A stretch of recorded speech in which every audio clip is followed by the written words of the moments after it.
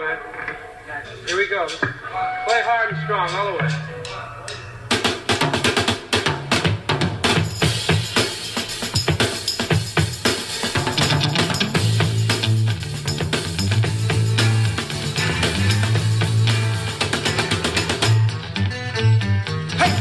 Conversation, a little more action, please.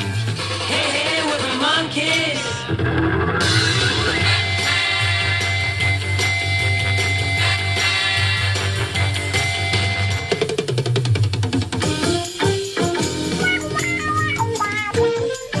From all of us at Around the Kid, Drum Talk Radio, we would like to express our deepest condolences to Hal Blaine and his family.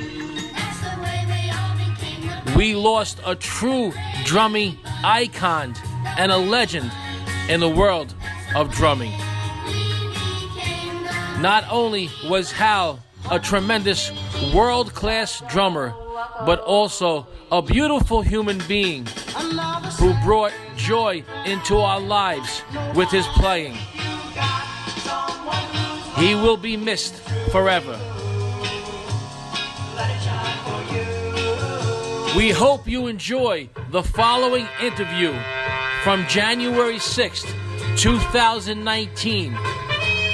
We believe it might be the last or one of the last interviews Hal has ever done.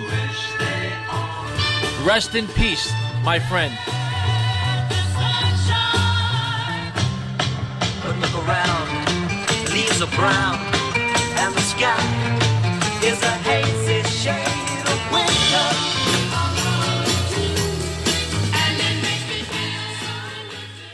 Al. Yes.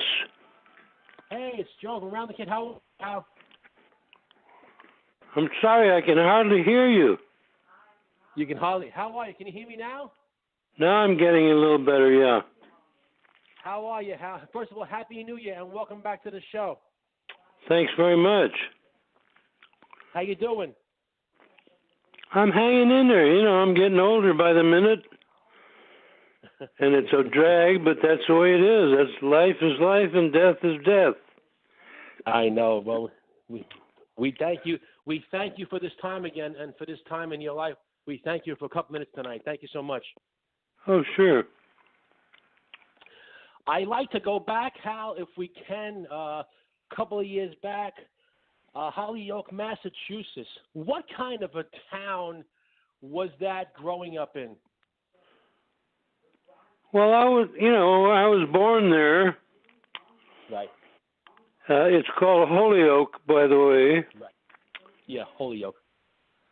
And a lot of immigrants live there, including my parents.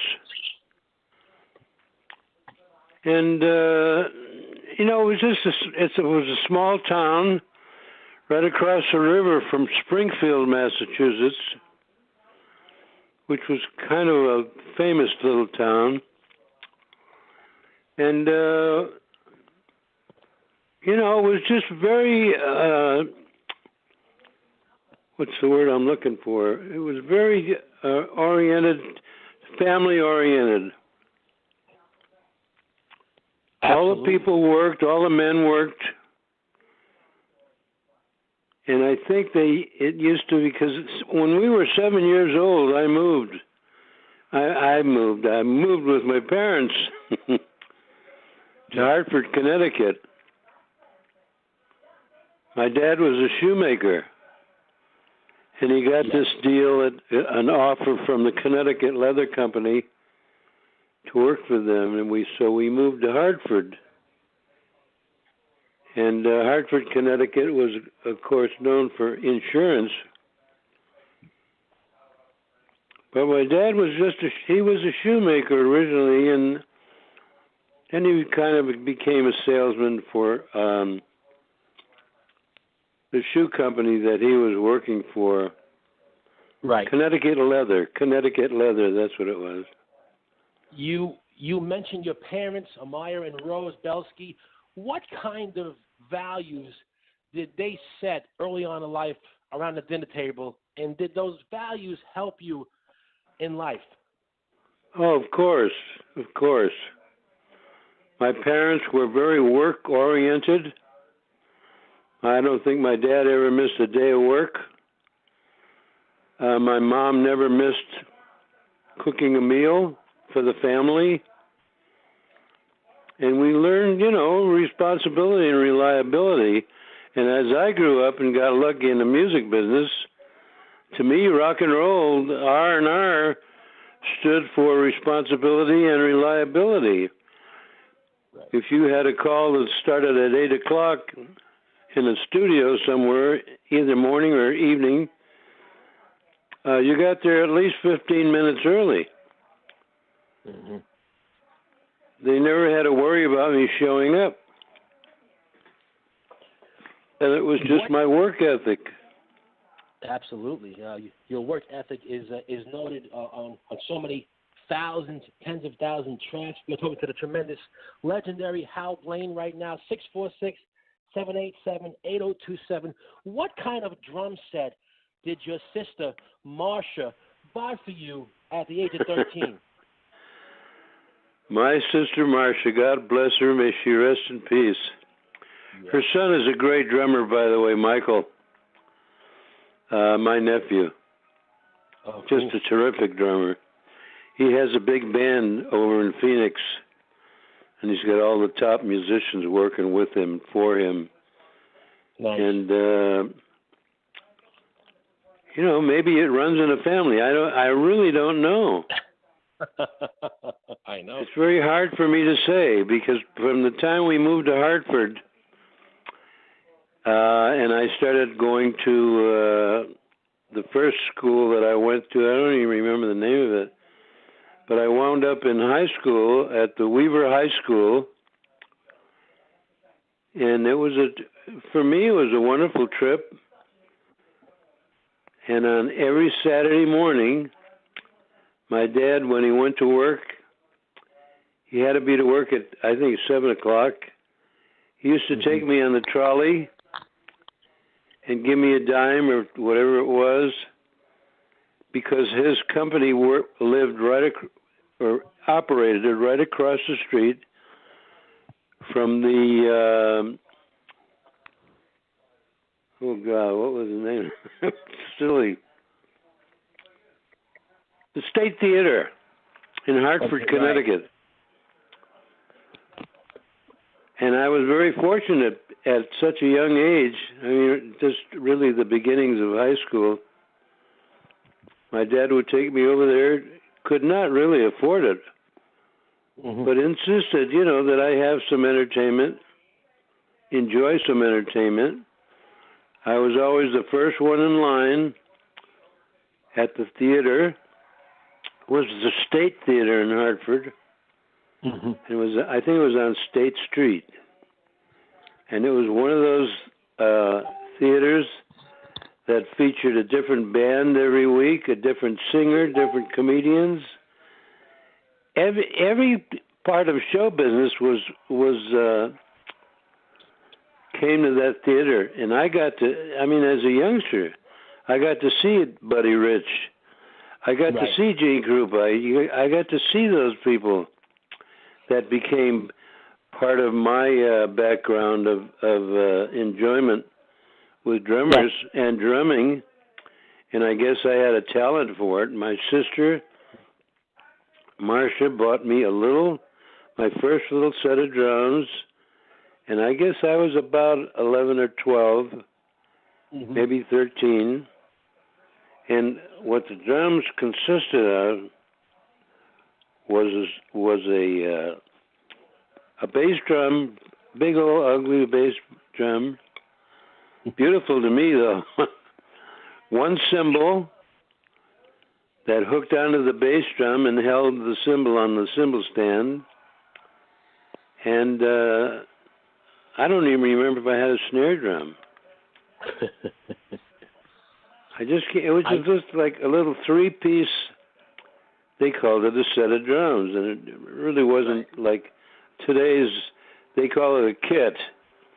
And today's drums, that's why I guess that's one of the reasons that I got in and designed that set of drums that I laid on Ludwig. Right. And they called it the Octoplus because it was an octave of drums. And the reason I wanted an octave was because I wanted to be able to play certain melodic things. Yeah. It was just a natural feel for me. Absolutely. I think before, after 3 years in the Army, you used the GI Bill to study at the Chicago Drum School of legendary teacher Roy Knapp from 49 to 52. The Roy Knapp School of Percussion, right. Yeah. How was that and learning from that school? Well, of course, it was wonderful. I mean, we could talk for hours about it, but the point is that when a lot of kids talk to me today when I do a clinic or something, and they say, I don't want to learn how to read notes because it would hurt my soul. And that's so ridiculous because I don't know one great drummer who does not read music, whether they're soul drummers or symphony drummers. Percussionists, just a fancy word for all those percussion instruments. And we were... I was going to say we were introduced to all those instruments at the Roy Knapp School of Percussion. Yeah. And that was Gene Krupa's school. There were 500 drummers going there. 3 of us were working drummers. Yeah. The rest were youngsters or guys, who were just learning drums. There were a number of boxers, fighters, that were studying independent coordination with us with Roy Knapp. Roy Knapp was one of the first studio-type percussionists, played all the instruments, and he did all the Broadway shows in Chicago. He was a pretty famous drummer and the nicest man in the world. And one of the thrills that I got was after, getting so many gold records and so forth. He came to Hollywood on a visit, and I took him around for a day or two to every session that I went to, and they were back-to-back sessions. Records, commercials, television shows, everything that I did. And he was most impressed, obviously. And I felt wonderful that I had been a student of his. Right. I found so fascinating, Hal Blaine, while studying with the Roy Knapp School during the day, you worked at strip clubs in Chicago from 8 hours a night, 8 p.m. to 4 a.m. I gotta say, Hal, this had to be a great education in a strip club, sight reading. Talk to me about that, and was that really a great education for you just to play and learn and make mistakes? We all make mistakes in life, but you play and you make mistakes and you grow as a drummer. How was that strip club, and when did you sleep? Well, the thing was, I went to school from 8 in the morning to 4 in the afternoon. Right. At 8 at night, I went to work in this particular strip club. Yeah. Now, remember that in those days, in those years, the late 40s, I think it was the late 40s, I can't even think now. The late 40s, those guys, those gals, I should say, were really dancers. They were nobody stripped down to nakedness or being bare. Right. They had all these beautiful clothing, all these, what do you call it, that women wear, all of their costumes. God. Right. Their costumes were just beautiful. And our orchestra was quite an orchestra. It was piano, drums, and trumpet. That was our band. And talk about basic training, getting your real basic training in reading. I got to where I could read anything. And all through the years, obviously, when you got a call at 20th Century Fox or Warner Brothers or, one of the major people, when some of those composers called you in to play, you had to be able to read music. And when you worked for these composers, some of them had written every note that they wanted played. Some of them, you realized they wanted your talent to help make their movie score or whatever it was, commercials or records. And the girls used to come to me, these women, they were all beautiful. And they used to come to me and talk to me, and they'd say, what you do on the drums for me is just wonderful. I mean, I can't find that wherever I go. They all had 18-piece orchestras, drum parts, and yet we were just a little trio up there. We had to take turns going to the bathroom and things like that.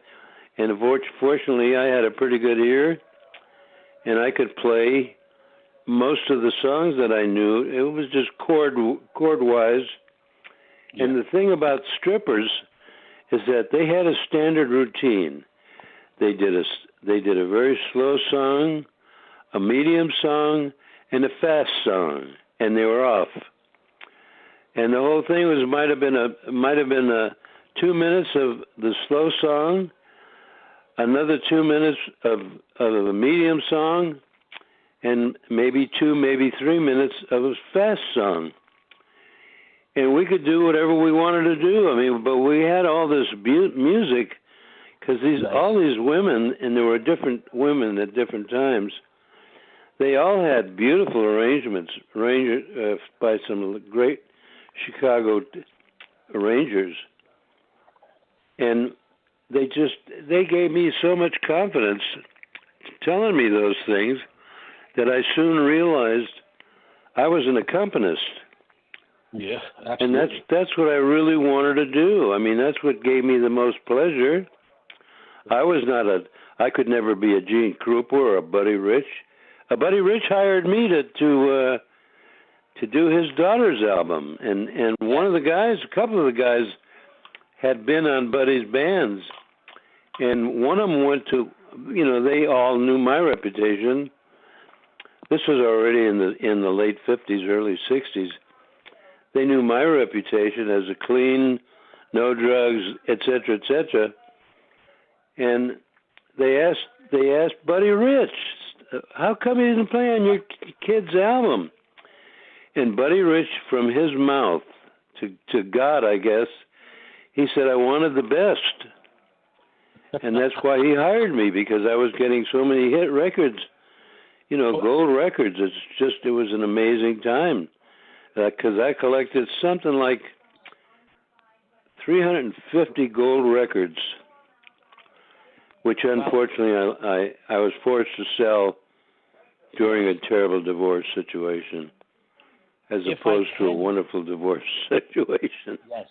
If I can elaborate on your career, and he did get the best. It's people today, you talk about reputation, and so many of my drummers bring that word of my guest.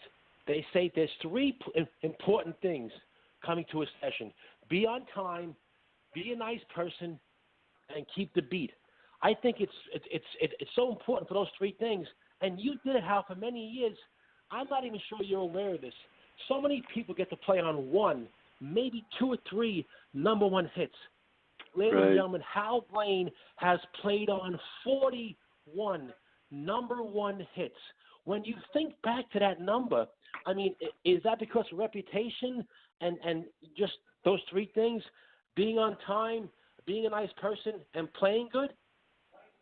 Well, when I do clinics today, the way I open up my clinic is that the first thing I want to tell you youngsters, the one question that is most prevalent asked of me, what is the hardest part about being a studio musician? Because that is the top of the musical chain. Yes. And I tell them the hardest part about being a studio musician is finding a parking space. And that breaks them up. they really listen, and I mean there are children out there with their parents, maybe from 9 or 10 years old, and their parents get a kick out of it, and they realize that I'm not a dope head. People weren't. Right. There was no drugs around with us, so when we did all these Beach Boy major hit records. Yeah. I mean, I don't have the time or you have the time for me to go into, all of these. I'm just approaching my 6,000th single songs. And I mean, the 6,000 were, to me, where all I was doing was accompanying someone, and I was lucky enough when I went to Weaver High School, they used to have do radio shows, live radio shows once in a while, and some of the kids at going to high school were lucky enough to get in to watch these sound effects people doing radio shows. And I learned so much from them. And incidentally, on the side, I learned what a song is. And because I try to tell kids, and I ask them in the audience, what is a song?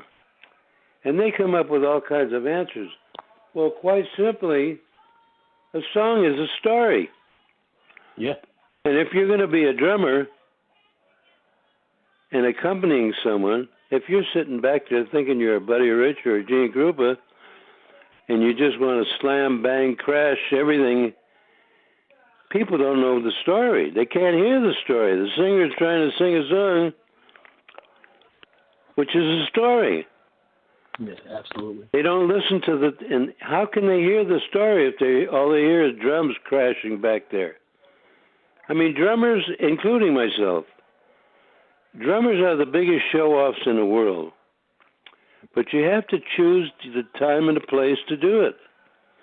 Yeah. And it's unfortunately because most you talk to drummers in those days, you had the drummers that said, "Oh, Gene Krupa it doesn't mean nothing. He's got good sounding drums and he's got fast hands." Buddy Rich was obviously the king. He was the king of fast hands and doing what he did and having his own orchestras and so forth. And so I try to tell kids, I was an accompanist. It's simply all it was.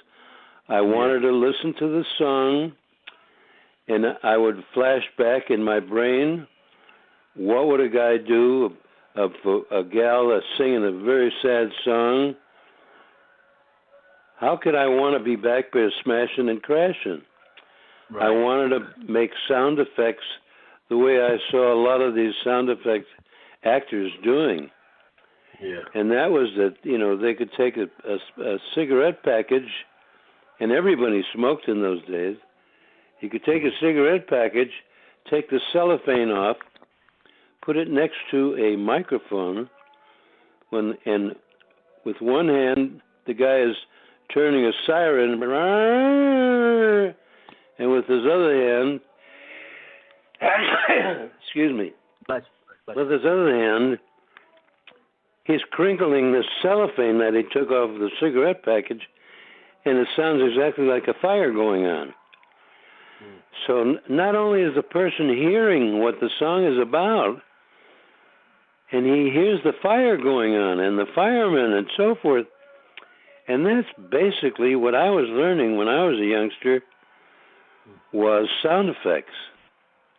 And when I would get on the drums, and I always wanted to hear what a song was. It was a very sad song, a very happy song, a very funny song. That always gave me the incentive to do what I would do. And there was certain word cues. To this day, when I hear a certain word, it's a reminder of a story. And like I started out here, what is a song? A song is a story. And if you're out there crashing and bashing, the people listening to that story are not really hearing it. They're hearing a person singing. But unfortunately, they're making the mistake of not really listening to the song. Absolutely. And all of the great hits that I worked on were songs that had so much meaning.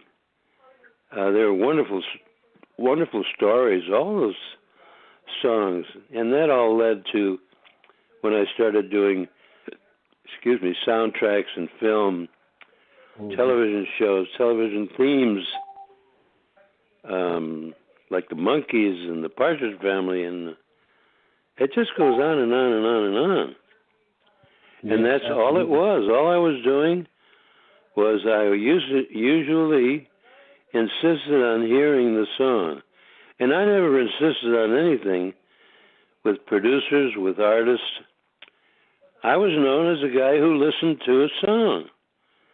And that's something that I passed along to the musicians, that listen, don't just, come in here and look at the music and play what you want to play. Find out what the song is about. Listen to the song. See if this person is crying. See if this person is laughing. And find out what the story is. Absolutely. And I have at times, and being very honest with you, and I'm not being facetious, there were times that I had to go to some of these musicians and say, look, I remember once, in fact, we were doing a session at Western 3 where we did so many hit records, and at Gold Star, of course, and Capitol, and Warner Brothers. We were playing all over the place. But I remember that I was sitting at my drums, looking through the music, and some guy came in. I won't mention names. He was very famous, and he was looking at the music, and he said, "Same old shit. Every time, day after day, it's the same old shit, the same old crap." And so I went to this person in a nice way, and I said, "Listen, man, do you like your new house? Do you like your new golf clubs? Do you like your new guitars and your instruments? Because what you came in here and said something, it went to all of the microphones that are on. The producers heard it, the arrangers heard it, and they're going to come to me later and say, Hal, I don't want to see that person on any more sessions for me." And as soon as I explained that to these guys, boy, I started personally just a little saying: if you smile, you stay around a while. If you pout, you out. And everybody wanted to be a studio musician. I mean, that was where the biggest money was. Right. You got to do all kinds of things. You got to play with the biggest stars. I mean, when I worked with Frank Sinatra and did, Strangers in the Night. That's life. Who knew that was going to be his comeback? His first and only number one solid gold record. Oh, he had many gold records, but Frank never had a number one gold record right out of the box. And that record that we did was, and I just mentioned it, Strangers in the Night. Right. Coincidentally, I had started working for Nancy, his daughter, and we did a record called These Boots Are Made for Walkin', and that really kicked off my whole part of being part of the Sinatra family. Because I worked with Frankie Jr., who unfortunately passed away not long ago. Right. And, of course, all the records I did with Frank, I mean, That's Life. I mean, it's one of my favorite records where you really get to kick the drums. Yeah. But it's because I was listening to the words and the story of the song. Absolutely. And most guys just go in to play a simple song, and it's just a guy that's singing a rap, They just want to get a groove going, and the guy is singing rap stuff about murdering police and on and on and on. The people really don't want to hear that stuff. They want to hear their great singers. So I was lucky that I did over 125 records with Andy Williams. People loved Andy Williams. And, of course, all the people that were around Andy. And all of those Columbia artists, Simon and Garfunkel. We did a record called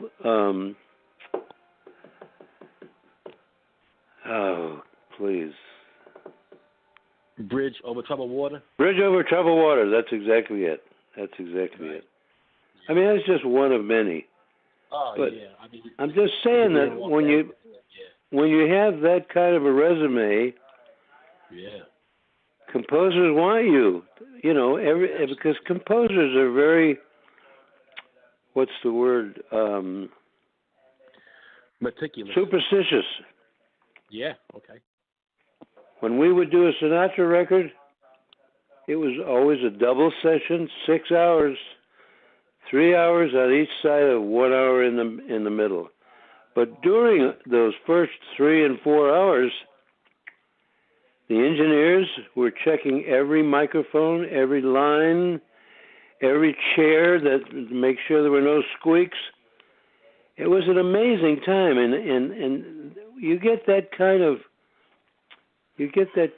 background and that kind of reputation with big stars. I mean, and these people were just amazing.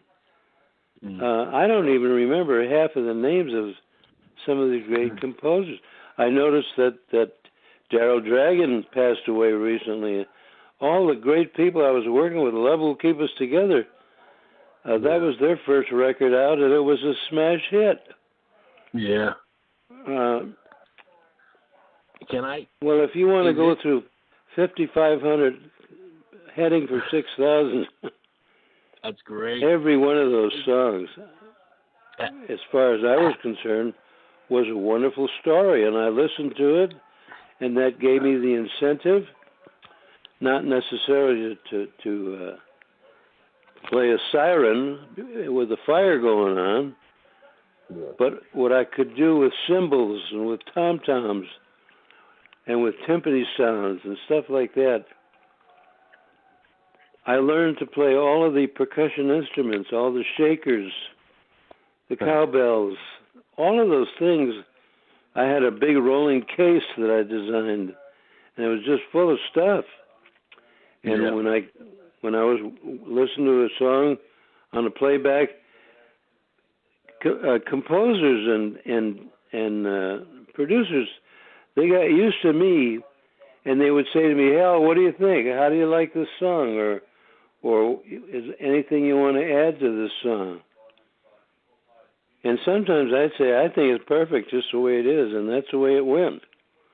And other times, I could do little tom-tom tricks or little, all kinds of tricks that fit the song, because the song is a story. Yeah. So it just made the story more powerful, or sadder, or funnier. Right. Your whole career has been a great story. Pardon? Tremendous Hal Blaine. Hal, can we take a phone call? Is that okay for you? Sure. Okay. Let's see. Hey, caller, who's this? Hey, this is Tony Mann. Hey, Joe. Hey, Hal. Hi, Tony. Hey, Hal. Thanks for all the inspiration you've given all of us. Oh, thank you, man. Thanks for the kind words. Oh, yeah. And you really inspired me as a kid. We had some correspondence back and forth. You sent me a letter, and it really inspired me as a young guy and led me to play on numerous sessions. And even with David Cassidy at one point, who I know you played with the Partridge Family. So, thank you for all the inspiration. And, playing for the song is really something session guy can use for a valuable tool, really, instead of all the all you have to do is listen to the song, because the song is a story. Mm-hmm. And I'm not talking about rap. I'm not talking about even some of the rap stuff. and some of it does rhyme. But I mean, it's so what's the word? It's so outrageously wrong. I mean, as far as I'm concerned, some of that stuff about killing police and on and on and on and on, I just don't get it. Well, you played on a lot of positive music and uplifting music that makes people happy, make people dance. Remember that's good true, times. Yeah. Remember all the good times. And even though, like you said, Daryl Dragon just passed away, you played on all these upbeat songs of theirs, and when those guys played with the Beach Boys, too. I did every record the Beach Boys ever did, except their first couple, 3 records before they were signed by Capitol. Incredible. It really is Hey, incredible. Tony. Hey, Tony, You know, what goes along with it... Pardon? No, I was talking to Tony. He said you wrote him a letter years ago. I was wondering if Tony had the letter with him. Yeah, I do have it, actually. And you wrote me this letter, Hal, in 1986 when I was a young guy. And, you know, we wrote back and forth, and I wanted to call, but phone calls were a lot more expensive then. And you said, hey, man, save $1, save your pennies. You're going to need them. And let's write, and I'll answer your questions. And I asked you questions because this is before the Internet. And you told me about, you know, you played on like 45,000 single cuts, including albums. I asked you about your tuning and how you muffled and everything. And you gave me a lot of tips, and you were really generous with your time. And you hand-typed this letter to me, you know. And I really appreciated that you took the time to sit there in your busy schedule. And oh, sure. Write well, to that was early like on. I wasn't that busy early on. Mm-hmm. All of my heavy stuff started coming my way from word of mouth, etc. You know, we were doing demos, me and Glenn Campbell and Leon Russell and a few other guys. We were quite a little wrecking crew, and that's how I named us the Wrecking Crew. Because I used to hear these more older musicians, when they used to hang around and listen to what we were doing, when we were doing pilots and television themes. And these guys, I mean, there's a theme that's going right now that's one of my favorites, where it really showed off my drums. It opens up with all my drums, and that is the... oh, God, please. That the Three's Company team? Three's Company? Three's Company, that's exactly it. It's a great one. Exactly it. It opens with all those drums. Hal, you can always tell it was you on the kit when I heard it, the feel. Well, I did not do the pilot. Mm-hmm. I was lucky enough to do the second year, and then I did every year after that. It was Joe Raposo from New York who used to come out every year, and we would do the theme song and some of the music on each song for that year. And every year, Joe would come to me and say, "A little more this year, a little more, a little more drums, a little more drums." Right. And that's how that built, and it's still going today. You had all those tom-toms, and then you got the great sounds of it. And I like your laid-back, easy approach. It makes the music easy to listen to, and don't feel nervous when you're hearing it, you know. And it's part of the music. It's part of the story. Yes. Yeah, you told me to listen to the words, and if they're singing a soft lyric, play it easy. If they're singing about her, try to play like that. Listen to the instrumental, get a feel for what the tempo is, and then when you get a chance, you can play your fill, but try to keep the song together. So I've always kept these tips that you gave me, and they inspired me, and I really want to thank you, you know, from the bottom of my heart. Beautiful. Oh, it's a pleasure, man. If we can also mention Batman, the show Batman, Brady Bunch. Oh yeah. Those other shows you played on, Hal. Oh, there were a whole mess of shows that we did. Most of the shows. Batman. Yeah. Yeah, Batman was one. And the That Brady was a Bunch. major hit. And you told me that your tuning was always like a mid-range and real normal. Like when you speak, you don't talk high all the time. You speak in a normal range. That's part of my background. You don't talk up here. You talk down. Right. You don't talk down. Right. You speak the way you speak, the way we're speaking right now, which is referred to as mid-range. But so many drummers, they'll tighten up the drum heads so tight, and they're so high, and it might be easier to bounce a drumstick off of that snare. Right. Yeah. But that's right. You know, what are you accomplishing? You're not really contributing to the song, or I should say, the story. Yeah, I always loved the sound. That was my whole thing. The sound of your drums were beautiful and make you want to listen to it. And part of it is, it's a nice tone that comes out, and you played everything really well, and with a real confidence and a real swagger about your playing that I really. Well, that also comes. The confidence comes with experience. Mhm. You know, yeah, you definitely have plenty of that. You've got more experience than anyone. Excuse me. I'd like to thank you so much for your time and for. Oh, it's a pleasure, man. Anytime I can, I will.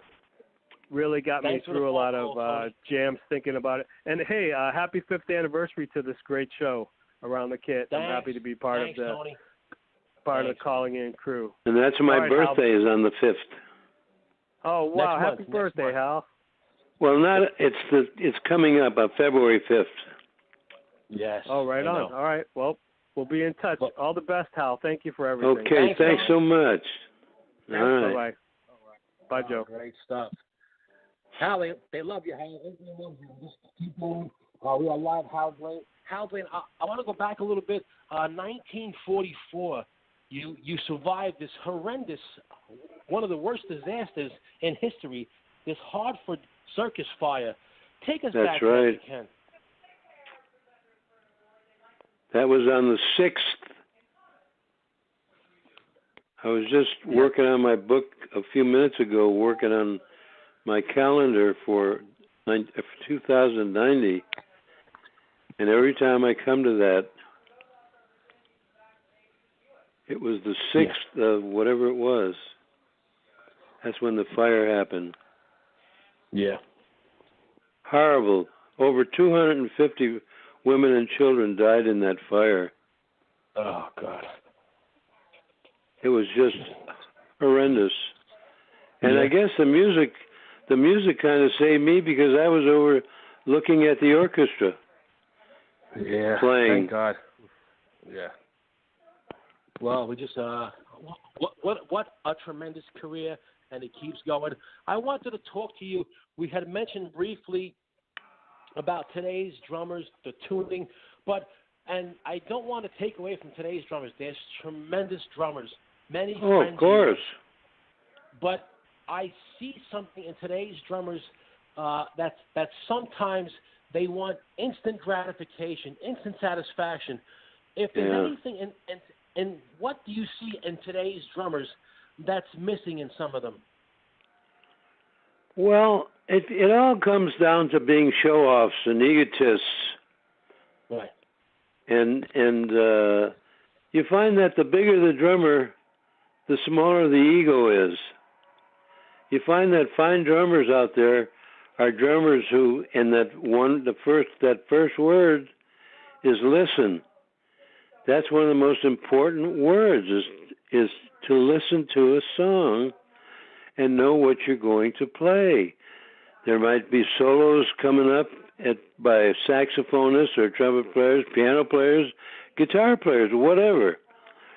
You got to put it in the music where that happens so that you can go from a straight beat to a different kind of a beat to make it more exciting for the guitar players or the saxophone, trumpet players, the brass section, the string section, whatever you're doing.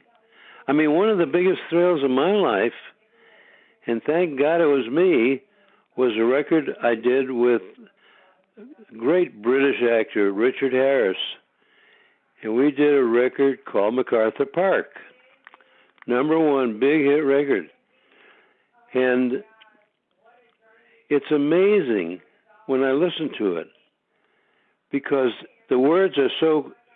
It was a Jimmy Webb song. I remember that, and I remember the one line about I left the cake out in the rain, and he was just talking about. I don't know what my English was terrible, but he's just in a different way saying that he's in love with this woman, and it just didn't work out. Right.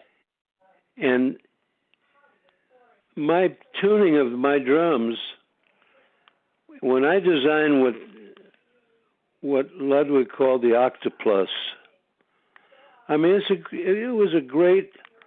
For me, I gave everything I had to Ludwig. And they never did I thought they would call it the Hal Blaine set, like the Buddy Rich set or the Gene Krupa set. There I was. I wanted to get my name out. And what I was doing on records was knocking people out. They loved what I was doing. And they were saying, what do you get the incentive to do this, that, or the other? And I tell them that I listen to the song. It's very important to listen to the song and not try to beat out the singer who's trying to get a gold record. You got to help him with that gold record or be a hit. Go to Las Vegas, whatever, be in a movie, sing a theme song. All of those things are so important. So in my case, I was lucky enough that and I was very disappointed that Ludwig did not call it the Hal Blaine set. It was their biggest seller. They called it the Octoplus, which I think was a great name. And the difference was that they didn't name anything, drum-wise. But now that I'm with DW, is one of the great drum companies in the world, by the way. I don't think a lot of people realize that DW manufactures so much stuff for so many drum companies. It's an amazing, and all the drum pedals and hi-hats, all kinds of stuff that they do that other people use their names. Well, DW came to me recently and said, we'd like to name a snare drum for you. I said, my God, of course. And so they did. They sent me the very first one. It's a beautiful snare drum. And all proceeds is donated to the Braille Institute for blind children. Oh, nice. And that just knocked me out, that this company would be so nice to me,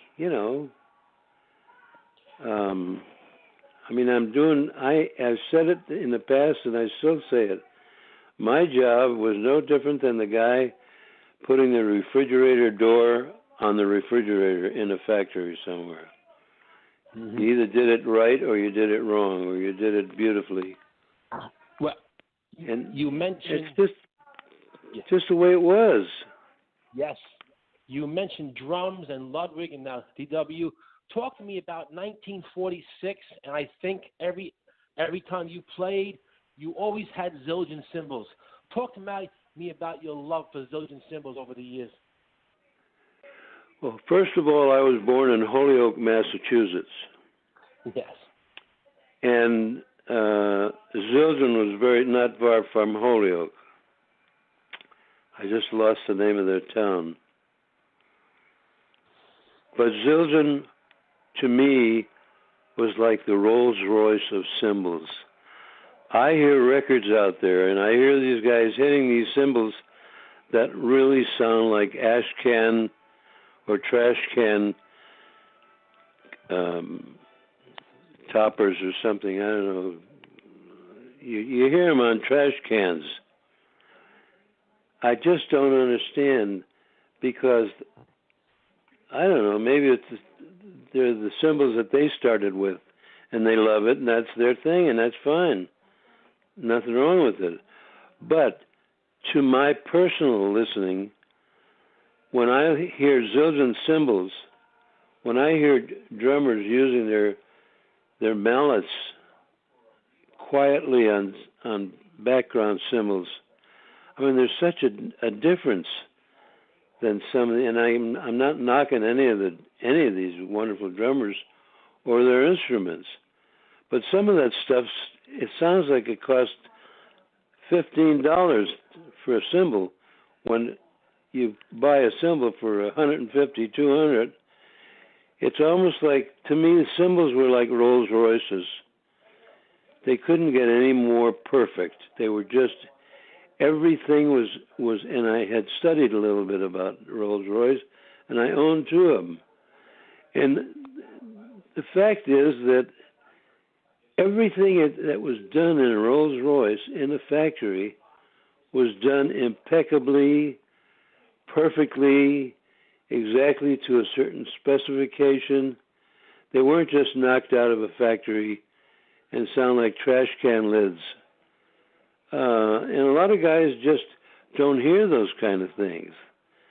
They want to do their solos, and they want to do a lot of crashing of the cymbals, and that's all fine, and they're making a name for themselves.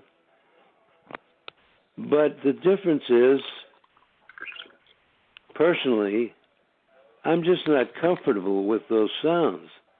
And so I got hung up on Zildjian at a very young age, and I've stuck with them all these years. They've been so kind to me, and I've never asked for anything. But anytime I need a drumstick, they'll send me a set of drumsticks. Zildjian makes all these wonderful drumsticks, and of course, most drumsticks today are made by oh God, I just lost the company. The guy was the Coma, Vic Firth. Say again. Vic Firth. Vic Firth. That's right. Yeah. Vic Firth's company, and I've done clinics with them. They're wonderful, wonderful people. Vic Firth was, for 50 years, the percussionist with the Boston Symphony. And then he kind of got into the business end of it. And his company has been making wonderful, wonderful stuff for many, many years. And I know that they've always made my drumsticks for Zildjian, although they have the name Zildjian on the sticks, and along with my signature. Right. It's a very wonderful thing. And it doesn't hurt that 4 times a year I get a check from them. Nice. A royalty check. Sure. So it's not just the money of the idea of the money itself, because if I didn't read music, I would not have the American Federation of Musicians pension that I have today. Right. And every once in a while, a little check comes for $50,000, and my God, that's amazing to me. My dad used to earn $20 a month as a shoemaker, a shoe repairman, and he raised 4 children and paid the rent, and paid the food. And I got my work ethic from them. I never got into the drugs. I never got into the booze or even the cold beer. I mean, there's nothing wrong with a cold beer. And especially here where I live in the desert of Southern California, lots of people have cocktail hours and so forth. I just never got into it. I tried it a couple times. I hated the taste of alcohol, and thank goodness that I just never got into it. And most of the guys that I know are the same way. The guys making all the hit records, a lot of the hit records today, they don't drink. They're not smoking the weed. They're not shooting up anything in their arm. Right. It's just not that way. Well, I had a call today from a great pianist from Phoenix, and he wrote me a note that he's one of the straightest guys in the world. He's a Latin kid, Mexican guy, wonderful, wonderful arranger and pianist, and he plays on my nephew's big band and little bands too. And he said, "Man, you won't believe this, but I had 2 shots of heroin, and they think my gallbladder's going bad."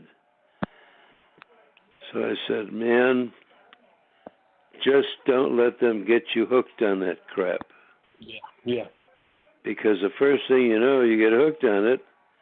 Every time you feel a little pain, you think, "Uh-oh, I better," and all of a sudden you're living on it. You're hooked. Well, so, Hal, if I can, I want to say thank you. All my listeners, I got so many guests, I've interviewed over 300 of the world's best drummers like yourself. They always talk about you, so I want to say thank you from me to you for all these years and all. No, I'm serious.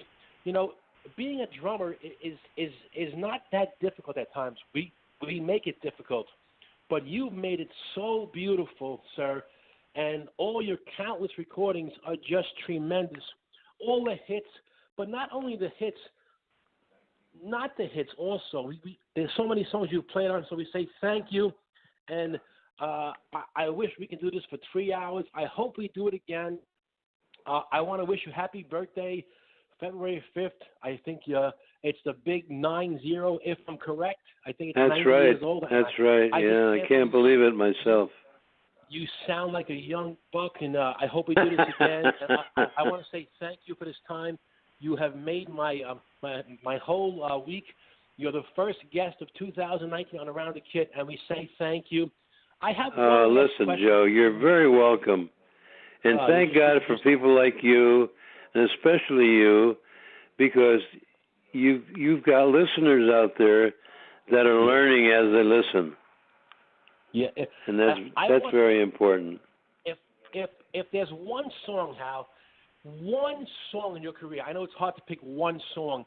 What's the one song that really relates to the identity of a Hal Blaine you played on? Gosh, there's so many. I wouldn't know where to start. Yeah. There's so many of those songs that were such great hits. I mean, from the surfing songs to the very sophisticated songs, and everything in between. I just was maybe Cherokee. How about Cherokee? The song Cherokee. Yeah. Sweet da da da da da. Well, I was a jazz player for years. I spent time with the Count Basie band. Count Basie offered me the world, and it was impossible, to take off from Hollywood. It's just it's hard to be humble. I guess. Yeah, well, you do a great job. You deserve everything. We wish you a happy birthday before. Guys, the great Hal Blaine. Hal, I hope we could do this again. I say thank you. You're an inspiration, and we'll hopefully do this again, maybe down the road. But thank you for all the great years and the great memories, Hal.